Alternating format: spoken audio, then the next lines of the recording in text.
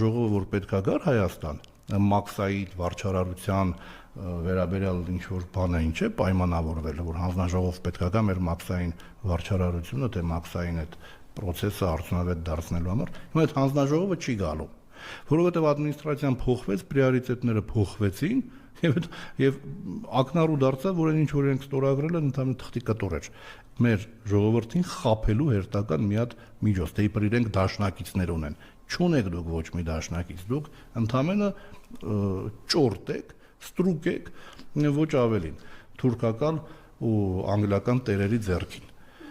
Հետևաբար, եթե ամփոփենք, սիրիական դեպքերը Մարիամ ջան պետք է մեզ հերթական անգամ սթափեցնեն։ Այս իշխանության օրոք Սյունիքի Վայոց ձորի գլխին այդ ալավիական ջարդերը տեսնելով պետք է հասկանանք, որ Սյունիքի Վայոց ձորի գլխին այս վտանգը կախված է։ Այդքան մի բան։